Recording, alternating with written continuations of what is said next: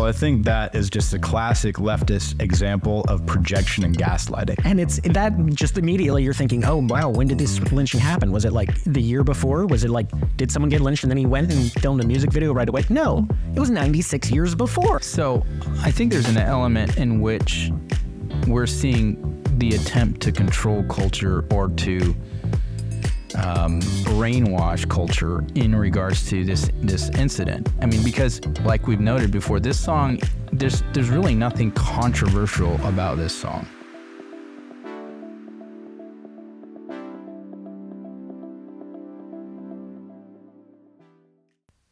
Hello and welcome to the Pop Culture Contrarian podcast. I'm Andrew, here with my co-hosts Thomas and Sterling.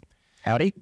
How's it going, everybody? Today we're going to discuss Jason Aldean's new music video, and it's for his song, Try That in a Small Town. The music video has been making a little bit of a stir, and we're going to talk about that. Take a quick listen to the song. All right, here we go. Sucker punch somebody on a sidewalk, carjacking old lady at a red light, pull a gun on the owner of a liquor store. You think it's cool, act a fool if you like, cuss out a cop, spit in his face, stomp on the flag and light it up. Yeah, you think you're tough. Well, try that in a small town, see how far you make it down the road. Around here we take care of our own. You cross that line, it won't take long for you to find out. I recommend you don't. Try that in a small town. All right, that's the first verse in the chorus of that song. Right, and in the music video, there's footage, that's actually live footage from the summer of Rage. A lot of crazy stuff going on in that video, but really from the lyric standpoint, does it, to you guys, what are your impressions from, like, is it kind of a normal country song to you? Thomas, you want to shoot first? Yeah. Boom. No, yeah. No, it sounds just like, in my mind, it's got that typical country feel, and the lyrics themselves don't sound out of place at all. I wouldn't have... It's surprising to me that this supposedly is a controversial song. Yeah. Yeah, I got to agree with that. It's not the most musically interesting country song, but that's kind of the way country's been moving these days. It's all, the songs sound somewhat alike, but as far as the lyrics go, I mean, it's saying if you mess around, if you F around in a small town, you're going to find out, which is, yeah, duh. That's what country's about, essentially. Yeah. And to expand on that, I think the idea is community takes care of community, and your neighbors and your family, and you take care of things and you protect the things that are valuable and vulnerable, and you take responsibility for those things. And if someone's doing something that shouldn't fly, you don't let it fly. Mm-hmm. Yeah. Yeah. Well, do you have any examples that would back up this kind of notion that this is typical lyrics or typical feel or maybe theme for country music songs? I do. I wanted to get to this later, but I can go ahead and mention a couple. There's all sorts of songs. I collected a few of them. There's a song that I've loved for a long time by Rodney Atkins, It's America. That one doesn't really have the kind of, we're going to deal with you if you step out of line, but it's the small town, we love our country, we are born and raised to take care of one another thing, you know, just these are all the things we love about America. It's very normal. There's also songs like Gunpowder and Lead by Miranda Lambert. That's a great song. Which is, the best line from that song is, you're going to find out what little girls are made of, gunpowder and lead. Mm-hmm. So if you step to Miranda Lambert, especially as her ex-boyfriend in the song, she's going to shoot you. Yeah. I mean, that's what country is about. Yeah. Yeah. It's that kind of independent American, I guess you could say, view of self-reliance, family, culture that believes in everyone having the right to kind of live their life. Yeah. I think there's this sense of, and a pride, I guess you could say, in that resistance to tyranny. Right, and resistance to tyranny. There's an objection to, well, and there's a lot of chaos, and there's a lot of themes that actually talk against the bully and against the those who would seek to, Well, I think vengeance on others or something. I think there's a theme that kind of runs often within country music, aside from obviously the big joke was country music's all about losing your girl, losing your dog, losing your house. Right. Well, in this song, that is front and center, carjacking a little lady. Holding up liquor store, sucker punching somebody without them having any idea what's going on. Disrespecting the flag. And yes, and these are all things that are being acted out against a community. Yeah. And if that's going to happen in the cities, well, we know that happens in the cities. But why does it happen in the cities? Because we don't have a cohesion of family and community. Yeah. You have every man for himself, essentially. And it's just different. Right. That's the point of the song, is these small towns are not New York and LA. We're not the cities where it's okay to do that. You may be okay there. It's not okay here. That's fine. The country's allowed to be diverse. Indeed. It's an expression of the value of small town or country America, which is just that. And I think what it's exposing is saying, hey, those things that were just mentioned in the song, the sucker punching, the carjacking, stuff like this, it's not saying that necessarily the city finds these things acceptable as well, but the small town is going to do something about it. Right. Yeah. We're not gonna just roll over. It's not someone else's responsibility. Yeah. It's our responsibility. We're gonna exactly. Mm-hmm. Yeah. So the reason this has come up, otherwise a seemingly normal country song, is an outcry that's come from the Leftmedia about how somehow this song is racist, or even like indicating like a lynching culture. Right. They're accusing it of being pro-lynching, and inciting violence and vigilantism. And essentially, they're just saying that the song is horrible and needs to be canceled. Right. If you like this song, you're a racist, essentially, is kind of the theme of these articles from CNN and Washington Post and stuff like that. So the question I have is, why this song when it just seems to have come kind of out of the blue? Now, let's kind of do a little bit of looking into like the origin. Well, yeah. Who was it that decided, hey, this is a problem, we need to object to this song? Now, Well, you asked that question in the prep, right? So right. What was the question you asked? You asked, well, how did this start? How did this whole movement to cancel this song start? Right. Yeah. And my impression initially was I had heard of the CMT cancellation. Right. The CMT is country music television, and they pulled the video. They weren't going to show it anymore. Yeah. But why did they get into your question, Thomas? Why this song? Why did they get the tip to do this one and not any other? Because this artist is well known, right, in the country music scene and well respected. Right. He's had 27 singles hit the top of the country music charts. And he doesn't have a reputation of being a controversial artist prior to this. Not terribly, no. I don't think so. Although his wife has been on blast for some cancel culture stuff. Right. She said that she was thankful to her parents for not transitioning her when she went through a tomboy phase. I love this girly life is how she ended that up. Is so cool. I know. Just such a bigoted stance. Like, goodness gracious. All right. But Thomas asked an interesting question. Where did this start online? And that's kind of a tough question to answer, I think. On the way online works, it's all so fast. It's all so quick. 8 people might be talking about something kind of all right at the beginning, and it's hard to say who started it. But we had a thought. We said, that's going to be tough to find the answer to this. But you know who will be able to find the answer quite quickly is one of these AIs that are showing up these days. So I went to Bard, and I just typed in, where was the first online objection to this song? And Bard immediately gave us the answer, which was, it was made on Twitter by State Representative of Tennessee, Justin Jones. That's very interesting. Yes. Which is interesting because Justin Jones is, if you recall, was a member of what they've dubbed the Tennessee Three. Yeah.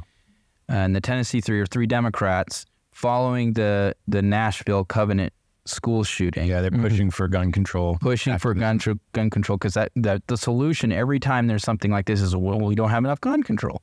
Right. And they objected to the point where they were breaking House rules. Protocol, Protocol.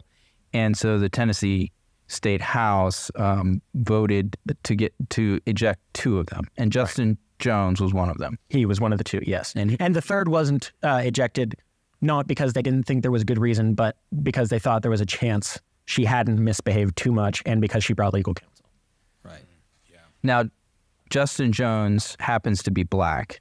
And I would say he's a race hustler. And this, to me, it epitomizes that. He goes out of his way regarding this song to raise objection on Twitter, suggesting that this song is somehow a song about lynching or supporting lynching culture, which is crazy. Right. It's completely unfounded. Well, the reason for it is the location of where the video was shot. And I think 96 years ago, it was the site of a lynching. Oh, no. 96 years ago? That's so recent. How did we miss this?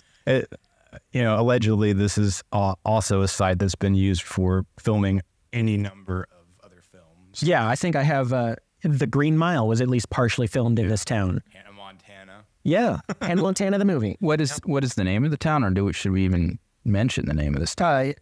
It's a small town, right? It's a small town in Tennessee. I don't think it deserves this, but I guess everyone else is saying it. I don't know if it matters. It's fine. So it's Columbia, Tennessee. Yeah. It's like a Capitol building. Right. And, unfortunately, 100 years ago, racist things did happen. So. Okay. In small towns, racist things happened 100 years ago. But that was 100 years ago. Well, and they're trying to twist this and say, okay, he's standing in front of this place where there was a lynching so long ago, and as though that was a statement. He, Aldean actually came out and said, in his defense, that he didn't even choose the spot. Oh, did he? I don't think see he that. even chose the spot. Well, I have represents Thomas shared with us the response Aldean posted on Twitter, so I'll just want to read it. Yeah. So Aldean said, "These references are not only meritless, but dangerous. There's not a single lyric in the song that references race or points to it. And there isn't a single video clip that isn't real news footage in the music video. While I can try to respect others to have their own interpretation of the song with music, this one goes too far," he said. Yeah. So he's saying their interpretation goes too far. They're blowing a mountain into a molehill. Yeah. Vice versa? You know what I meant. I do find it interesting that it's that as far as the media is going, none of us really knew who started this, and Justin Jones actually doesn't seem to be the face of this protest. No, he got it started, but then he faded back, which is seeded it. Well, that's kind of the way the left works, right? Is no one person has to bear the responsibility for any of this. You get the whole mob going. You yell fire in the theater, right? And isn't that ironic that you're wanting the mob to fight against something you claim is promoting lynching culture? It's just that what is lynching culture if it isn't the mob coming and doing justice? Well, I think that is just a classic leftist example of projection and gaslighting. Yeah. Well, it's absolutely gaslighting because these headlines about this article are just so outrageous. And I want to share, if I can, a little bit from the Washington Post article. So the Washington Post article is titled "Completely Fairly," because, as you know, democracy dies in darkness. And they're threatening that. Hang on. Sorry. They're worried about that. So their title was "The Story of the Lynching Site Where Jason Aldean Filmed a Music Video." And it's that just immediately you're thinking, oh, wow, when did this lynching happen? Was it like the year before? Was it like, did someone get lynched and then he went and filmed a music video right away? No, it was 96 years before. There's a great bridge in our town. It's a wonderful bridge. People love this bridge. We call it the Walking Bridge. Lynchings have happened on that bridge in the past. It's sad. It's terrible. But it has nothing to do with the way that bridge is used today. It's just not related. Well, despite the outcry and this, the removal and this attempted cancel culture, I think what has happened is extremely satisfying. And that is essentially what's happened with Bud Light and what has happened with Target.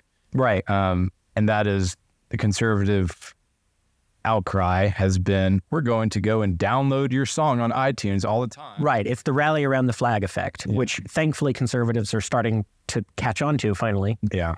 It's kind of the way conservatives protest. Yeah.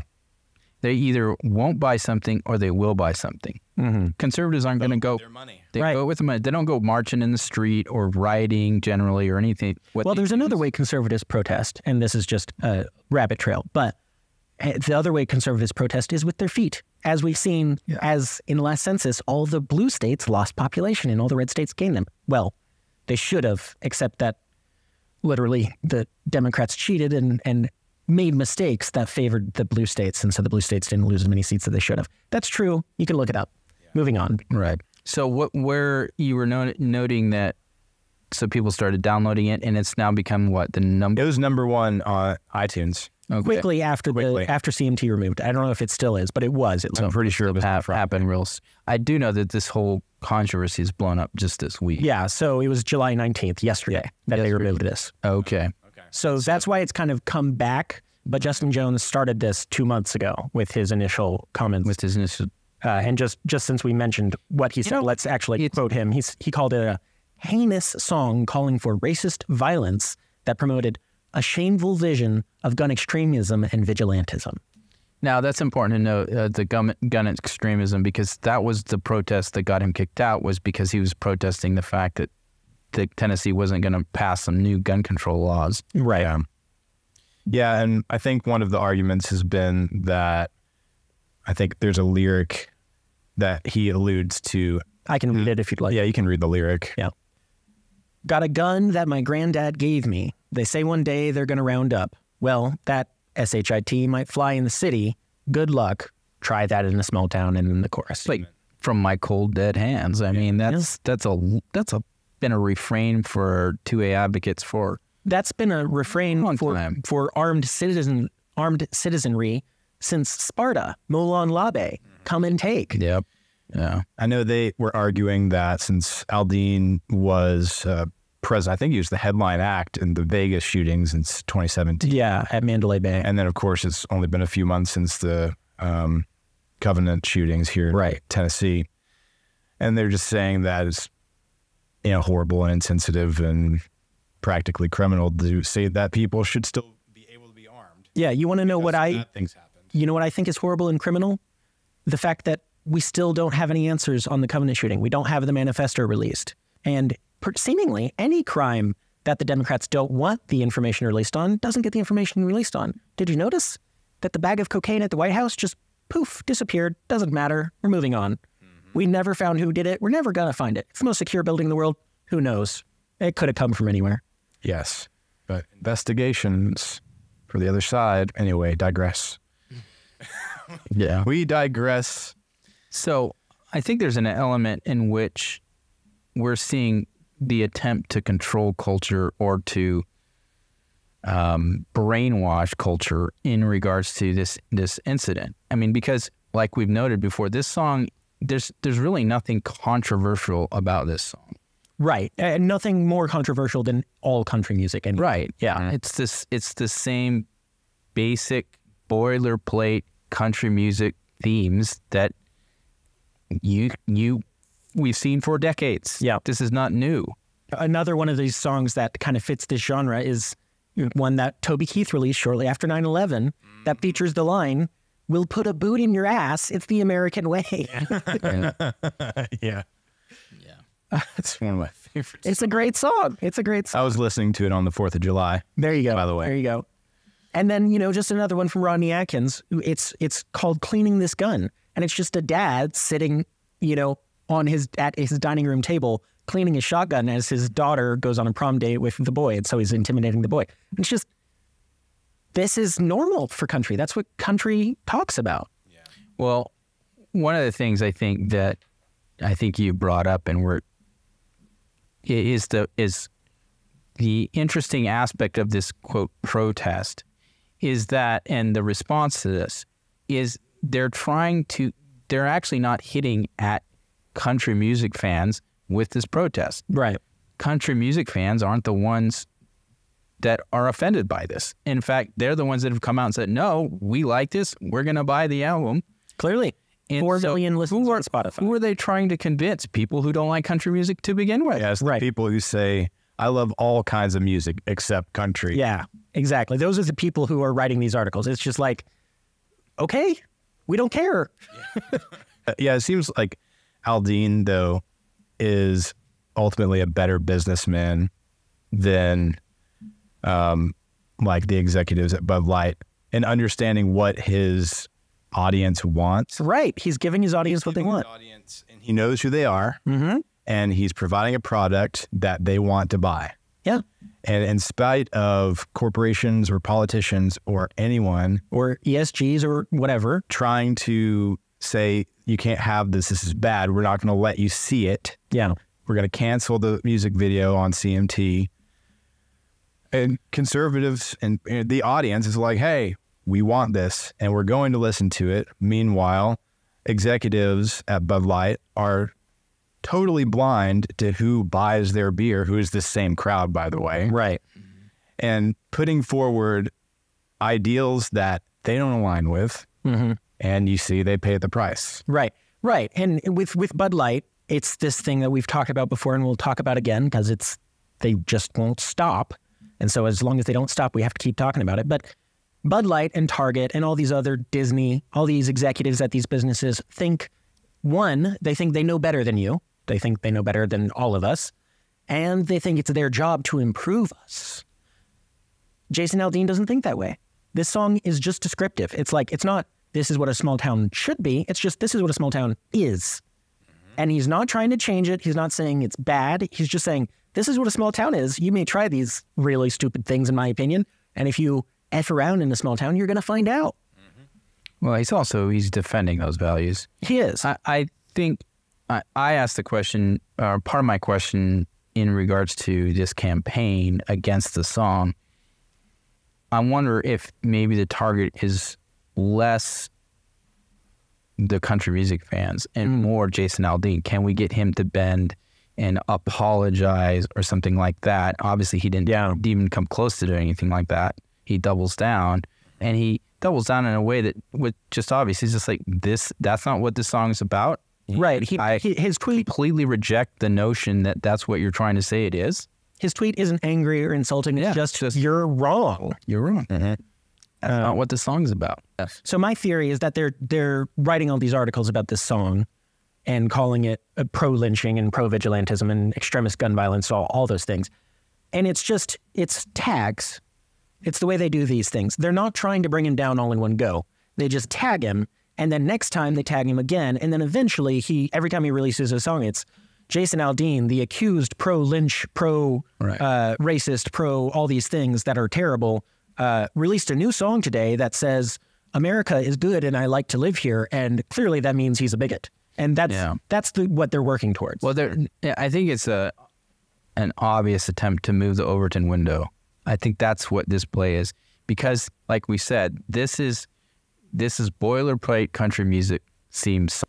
It really is a way of trying to say we're trying to make a new standard that we're going to apply to everything else from now on. There, it's this let's push the Overton window farther to the left, and so that any discussion, any song, any cultural thing that tackles these issues or has this type of perspective or value, we're declaring as racist or vigilantism or whatever it may be. And it just seems like that's all they're trying to do. It's, as we say, it's just gaslighting the public into thinking something that's not true. Right. Can you, real quick, just give a brief description on what the Overton window is? Okay, the Overton window is kind of the accepted range of values a culture holds in regards to a number of different kind of... Okay. So it's just like, these are the things that are acceptable. Outside of this is taboo. Yes. Okay. And so what we often comment how culturally the United States is, over the last several, probably 100 years, but decades, it has been shifting farther and farther left culturally and politically. Mm-hmm.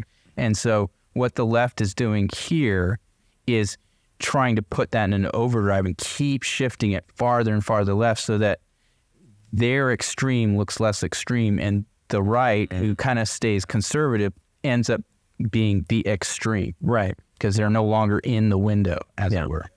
If you are on the outside and commenting on that and you don't like it, then you probably just don't like the culture. Right. And what you were saying, if they don't like the culture, well, they're trying to shift things in the direction to make it look like their culture's better. Like I said, I think this is a running to the fainting couches of the media and the left. Like, oh, this is so terrible. It's like, right. They don't even believe what they're. No, they don't. It's kabuki theater, right? I mean, it's ridiculous. Andrew, I think that point you made about maybe you just don't like the culture if you don't like what the artists are commenting on goes two ways. One, you can go the way you just said, where it's they don't like the culture that Jason Aldean is kind of representing in his song. And so they're trying to change the culture, sure.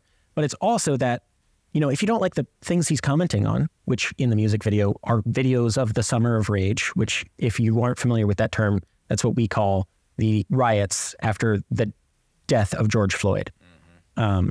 Because it was a Summer of Rage. Yeah. It may have been called mostly peaceful riots, but that was a lie. They were not. So he showed videos of violent acts occurring during these riots. And if you don't like what he's showing, which some of these people are writing articles about, he's showing this, so he's promoting the violence in the videos he's showing. It's like, those are news images. That's just what happened. If you don't like that, you don't like what happened. You shouldn't. Yeah. Fix it. It's real stuff. And he's commenting on real things that happened and saying, we don't want that. Exactly. That's all there is to it. And it's bad things. We don't want bad things to happen, and we're not going to let bad things happen. Right. And he talks about the kinds of bad things he means. Shoplifting, holding up liquor stores, threatening grandmas, disrespecting the flag. Those are all things that Americans should be able to agree are bad things. The fact that we can't agree that those are all bad things and that we shouldn't universally be against them is so troubling. Right. And I think that's an interesting way to look at the response it's getting, because, of course, they're obviously reacting mainly against the videos of the Summer of Rage, but maybe they're also, we can't let people think that these are bad things to do. We can't let shoplifting be a bad thing, because then we got to fix San Francisco. And if we convince people shoplifting is fine, then we don't have to fix San Francisco, which is great because we screwed it up. It is interesting to me that this outrage is similar and comes on the heels of the outrage to the movie Sound of Silence. Sound of Freedom. Sound of Freedom. Yep. The objection to that film is head scratching. If you think about what the film's depicting. Similarly here, the objection is head scratching in the sense of he's not advocating against even a culture or anything like that. He's advocating against criminal behavior and saying, we don't want that here. And if you try to bring that here, there are going to be consequences because we don't tolerate criminal behavior. That's basically what the song is. Yeah. That's exactly what the song is. Yeah. Well, I don't think country music's going to change anytime soon. No. I think that keep on cranking these out. We need to hear more from people who are not afraid to comment on the truth and what matters to them. And people who love America. Yeah, absolutely. Well, this has been the Pop Culture Contrarian podcast, brought to you by the Patriot Post. And thanks for listening. Follow us on social media. We're on all the platforms. Be sure to like and subscribe.